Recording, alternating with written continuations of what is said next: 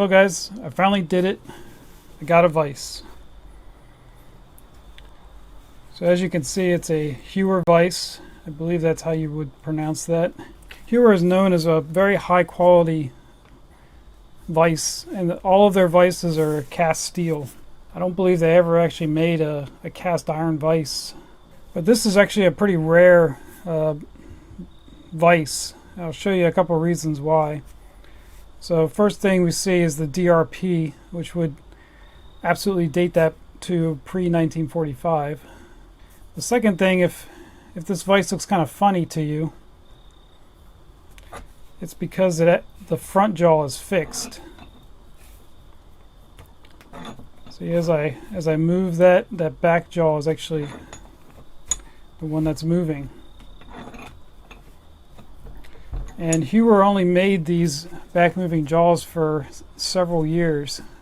I believe from about 1927, 28 till about the mid-30s, when they switched to a front moving jaw and they put the word front on the vise. So actually the ones that are still sold today still have that word front on it. And this particular one is the smallest one they make. It's only a 3-inch vise, but it's big enough for what I need to use it for. And I'm not really going to say how much I paid for it because I made the guy an offer on eBay. It wouldn't be fair to him. That wouldn't be right to let you know what I paid for this because that may affect other things he's selling, but I did make him a very fair offer, and luckily he accepted it.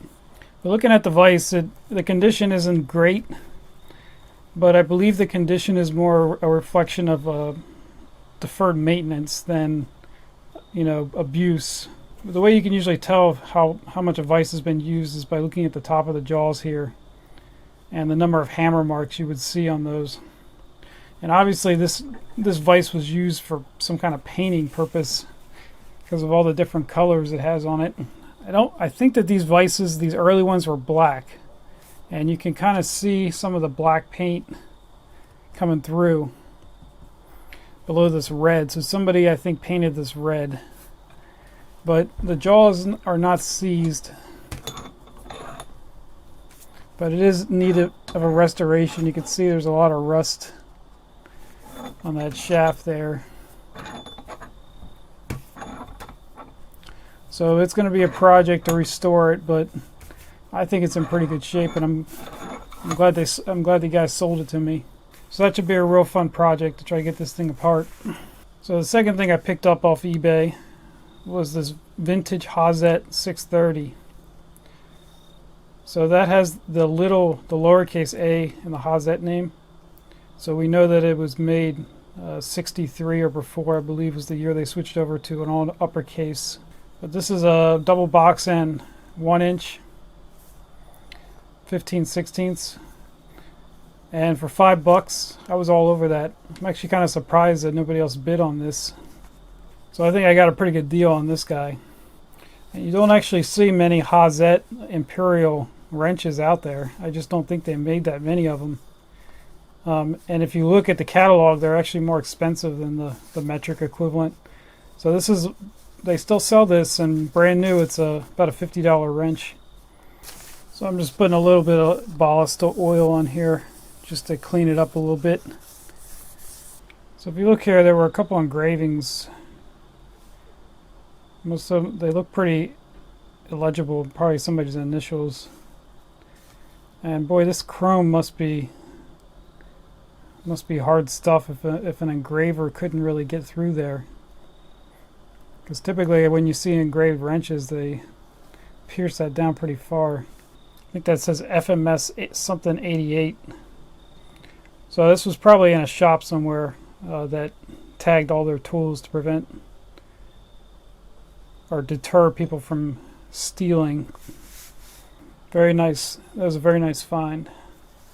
Sort of unrelated to German tools, I picked this up on eBay.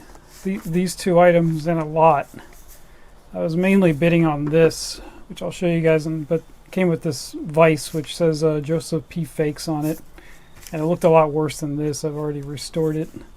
But this guy, so I was looking for a Williams super ratchet to compare to the Belzer. that I restored because I wanted to take some measurements, and they are a little bit different. They're not exactly the same, but you can definitely tell at least the shape was inspired by the Williams, which I believe the Williams would have come first, as far as I know. But you can see this step right here is in both of the units, and it's just kind of odd that they both would have the same, basically the same shape, but totally different mechanisms. The mechanism in this one is supposed to be the hardest one to rebuild, and I can show you why right here. This is from the Williams patent.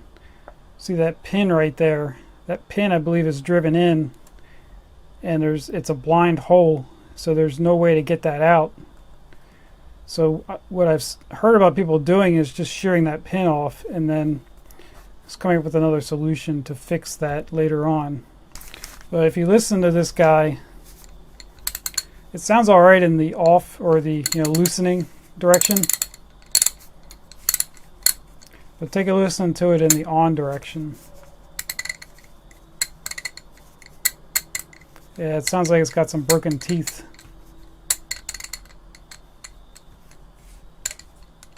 So I think somebody put a cheater bar on this and was tightening something a little too much. But that's something that's not for this channel specifically. Just thought I would show you, and I may actually do a follow-up comparing these in more depth. I did some research on this set and I was unable to find anything on it, and it came with a Williams extension, and this ratchet and sockets date from about 1935 to 1939, I believe. You can tell by this ring. So I don't know how rare this set is, but it looks to be in pretty decent condition.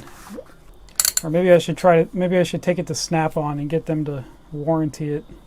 Also, there was this in there. It's an Irwin wood-handled screwdriver. It's probably from the same era too, 1930s, I would bet. Alright guys, well I think that's going to wrap it up for this one. Hopefully you enjoyed that, and I'll catch you guys next time.